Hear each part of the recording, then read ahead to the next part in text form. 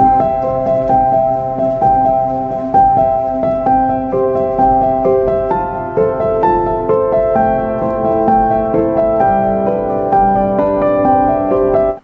प्यारे विद्यार्थियों और एवं उनके माननीय मुख्यमंत्री जी, आप हमें सुन पा रहे हैं? हाँ ठीक है, मैं सुन पा रहा हूं जी। मेरे प्यारे विद्यार्थियों व उनके अभिभावकगण, मैं वैसे हर शनिवार को किसी न किसी एक वर्ग से उनसे संबंधित बातचीत रखता हूं और आज ये 13वां एपिसोड है जब बातचीत का जो आज का शीर्षक है ई अधिगम योजना। ई अधिगम योजना यानी जो हम लोगों ने डिजिटल पढ़ाई के नाते से विद्यार्थियों को टेबलेट ये दिए थे, उनके माध्यम से जो पढ़ाई करनी थी, ऐसे सभी जो लाभार्थी विद्यार्थी हैं उनसे आज मैं बातचीत कर रहा हूं। इस अवसर पर मैं आपको बहुत बहुत शुभकामना देता हूं ताकि आप अपनी पढ़ाई को उन टेबलेट्स के माध्यम से आगे बढ़ा सकें। आप वे सब विद्यार्थी हैं जो वर्तमान युग की डिजिटल तकनीक के माध्यम से ऑनलाइन शिक्षा ये प्राप्त करने में सक्षम हुए हैं। शिक्षा के क्षेत्र में डिजिटल तरीके से आप आगे पढ़ाई अपनी करें और दुनिया से आप जुड़ करके रहें। किसी भी विषय की दुनिया भर की जानकारी आपके सामने उपस्थित हो जाती है। वैसे तो डिजिटल तकनीक का उपयोग शिक्षा के क्षेत्र में काफी समय से हो रहा है, लेकिन 2 साल पहले जब कोविड-19 महामारी आई थी, उस समय ये तकनीक हर विद्यार्थी की एक प्रकार से जरूरत बन गई थी। उस समय स्कूल कॉलेज जाना ये संभव भी नहीं था, लेकिन विद्यार्थियों को शिक्षा प्रदान करना ये भी आवश्यक था। इसके लिए हमने कई डिजिटल प्लेटफॉर्म इनका उपयोग किया था। कोविड-19 महामारी के इस दौर में हमें जरूरत महसूस हुई कि प्रदेश के विद्यार्थियों के पास डिजिटल डिवाइस ये होना बहुत जरूरी है। इसलिए हमने विद्यार्थियों को टेबलेट प्रदान किए। 5 मई 2022 को रोहतक में ई अधिगम योजना का शुभारंभ करते हुए हमने वहां टेबलेट वितरण किए थे। मुझे ये बताते हुए खुशी हो रही है कि अब तक लगभग 5.5 लाख विद्यार्थियों को टेबलेट ये प्रदान किए जा चुके हैं। ये टेबलेट आपके कौशल का विकास करने के साथ साथ विश्व स्तर पर प्रतिस्पर्धा करने में आपकी सहायता करेंगे। इसके अलावा इससे आपको नए अवसरों की प्राप्ति होगी। शिक्षा में सूचना तकनीक के उपयोग के लिए विद्यार्थियों को प्रेरित करते हुए प्रधानमंत्री नरेंद्र मोदी जी ने स्वयं एक बार गांधीनगर में अपने संबोधन में कहा था, हम खुशकिस्मत हैं, ऐसे युग में हैं जहां प्रौद्योगिकी सरल और पहुंच के अंदर है। एक बार आप इसमें दिलचस्पी लें तो पूरी दुनिया के दरवाजे आपके लिए खुल जाएंगे। मित्रों, मैं तो आपको अपना अनुभव बता रहा हूं। जब नरेंद्र मोदी जी ने मुझे इस तकनीक के माध्यम से कैसे अपने काम को आगे बढ़ाना है और वो तकनीक जब मैंने शुरू की तो आज उसी का परिणाम है कि हमने सरकारी काम में इस तकनीक के माध्यम से समाज को बहुत सेवाएं देने का जो प्रारंभ किया है, जिसको समाज ने स्वीकार किया है। मेरा ये मानना है कि ऐसी व्यवस्था करनी होगी जो स्थायी हो, सहज सुलभ हो, जिसमें लर्निंग मैनेजमेंट सिस्टम के माध्यम से पाठ्यक्रम चले, पठन पाठन भी हो, पर्यवेक्षण भी हो, इंटरेक्टिव हो, टेस्ट भी हो, परीक्षा भी हो, कौशल ग्रहण भी हो और पूरी व्यवस्था लर्निंग कॉम्पिटेंसी की प्राप्ति में सहायक हो। इसमें अध्यापक और विद्यार्थी के मध्य 2 तरफा संवाद हो, प्रश्न पूछने की ये स्वतंत्रता हो। ये तभी संभव है यदि सरकारी विद्यालयों के विद्यार्थियों को ई लर्निंग के उपकरण उपलब्ध करवाए जाए, जिसमें टेबलेट, स्मार्टफोन आदि शामिल हैं। इसलिए हम शिक्षण में प्रौद्योगिकी और ई लर्निंग के उपयोग को प्रोत्साहित करने पर बल दे रहे हैं। आप महामारी के दौर को याद कीजिए, तब आपको मोबाइल की छोटी स्क्रीन पर अपनी पढ़ाई करनी पड़ती थी। इससे पढ़ने में बड़ी परेशानी होती थी। और यही नहीं, गरीब परिवारों के बच्चों के पास इंटरनेट से जुड़े ये मोबाइल भी नहीं होते थे, बहुत कम स्पीड वाले मोबाइल होते थे। इसलिए हमने स्कूली बच्चों को बड़ी स्क्रीन वाला डिजिटल डिवाइस उपलब्ध कराने का निर्णय लिया। कोविड-19 महामारी के दौरान सूचना प्रौद्योगिकी का उपयोग ऑनलाइन शिक्षा के माध्यम से करोड़ों विद्यार्थियों को घर बैठे ही शिक्षा प्रदान की गई। उस समय हमने 15 अप्रैल 2020 को मुख्यमंत्री दूरवर्ती शिक्षा कार्यक्रम आरंभ किया था। मैंने विद्यार्थियों को SSS अर्थात stay at home, study at home, school at home इसका संदेश दिया था। उस समय स्कूलों व कॉलेज के विद्यार्थियों के लिए ऑनलाइन कक्षा शुरू की गई। NCERT द्वारा भी टीवी के माध्यम से शिक्षा की व्यवस्था की गई, जिससे प्रदेश के 52 लाख विद्यार्थी लाभान्वित हुए। रिकॉर्डेड लेक्चर भी टीवी चैनलों पर केबल नेटवर्क पर उपलब्ध करवाए गए थे। राजकीय स्कूलों के 1,87,000 से अधिक छात्रों को शिक्षा सेतु ऐप के माध्यम से शिक्षा दी गई। इसके अलावा प्राइमरी स्कूलों में पढ़ने वाले बच्चों के लिए संपर्क बैठक मोबाइल एप्लीकेशन ये भी प्रारंभ किया गया। इस दिशा में हमने 8.7 इंच के आकार की स्क्रीन के टेबलेट पढ़ने के लिए दिए थे। इसके साथ प्रतिदिन 2 GB इंटरनेट डाटा भी ये दिया जा रहा है। मेरा सभी विद्यार्थियों से अनुरोध है कि इस टेबलेट का अधिकतम उपयोग करें, लेकिन दुरुपयोग किसी भी हालत में न करें।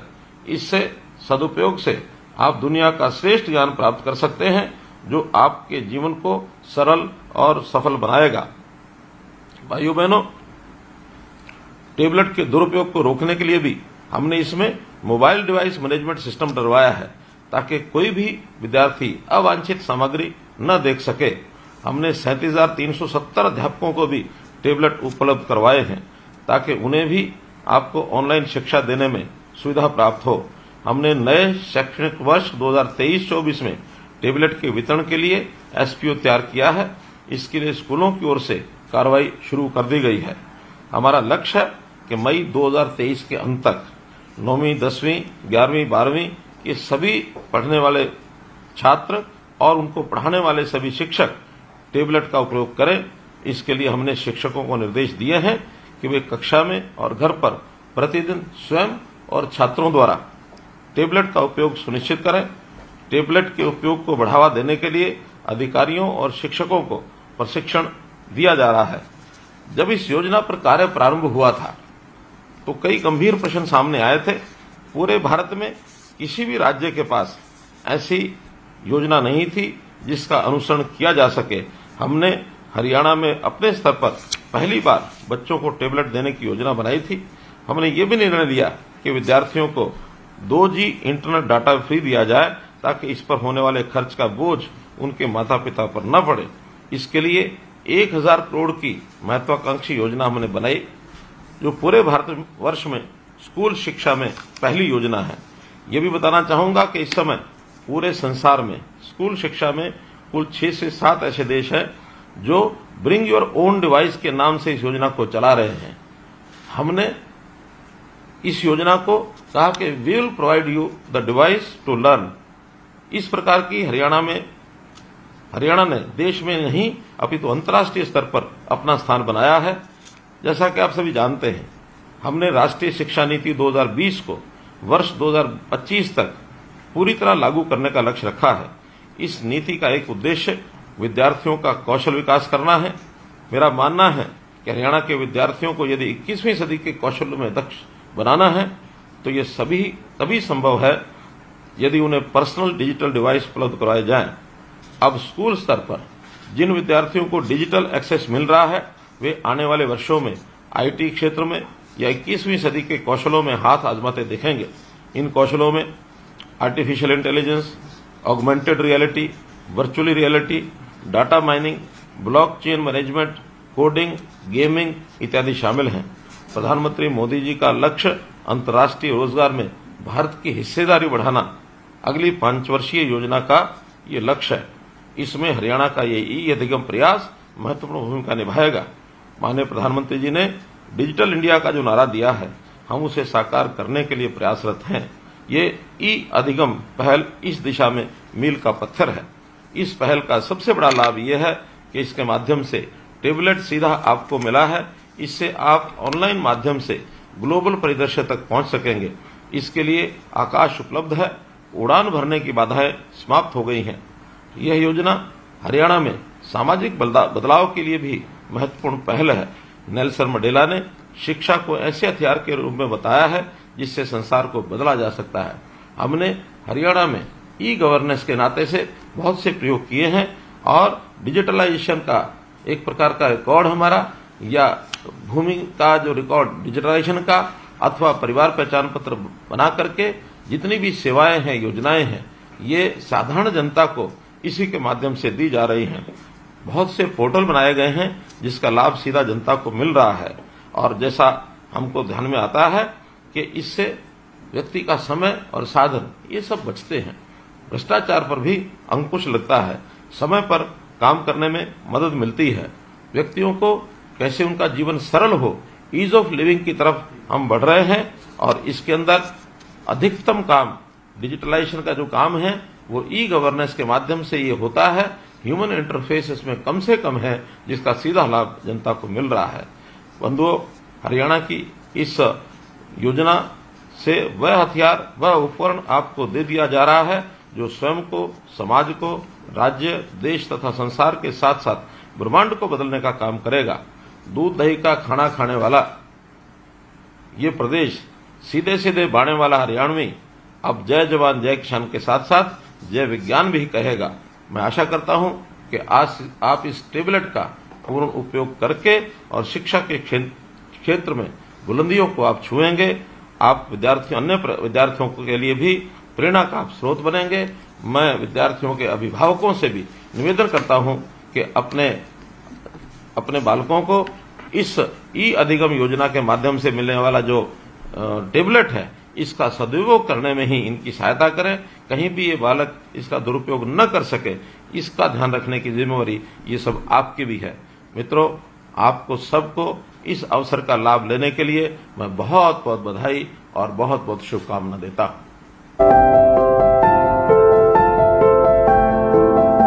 मशहूर समाज सेवी लाला चंदूलाल जी कबाड़ी का शोरूम सिंगला फर्नीचर्स, भिवानी का नंबर 1 फर्नीचर शोरूम। घर आप बनाइए, उसको सजाएंगे हम। सिंगला फर्नीचर्स की एक्सक्लूसिव रेंज के साथ, जैसे sofa set, dining table, double bed, show pieces. इसके अलावा आपको यहाँ मिलेंगे फैंसी मंदिर, अलमारी, सोफा कम बेड, झूले, ऑफिस कुर्सी व टेबल। दिल्ली व गुड़गांव से मिलने वाला फर्नीचर अब आपके शहर भिवानी में सिंगला फर्नीचर्स पर मिलेगा, वो भी बेहतरीन रेंज व उत्तम क्वालिटी के साथ। हमारे यहाँ फर्नीचर्स आइटम खुद के कुशल कारीगरों द्वारा तैयार किए जाते हैं। तो सजाइए अपने सपनों का घर सिंगला फर्नीचर्स के साथ। खुद का भरोसा व बाजार से सस्ता। सिंगला फर्नीचर्स, 49 न्यू काठ मंडी, लोहारू रोड, भिवानी।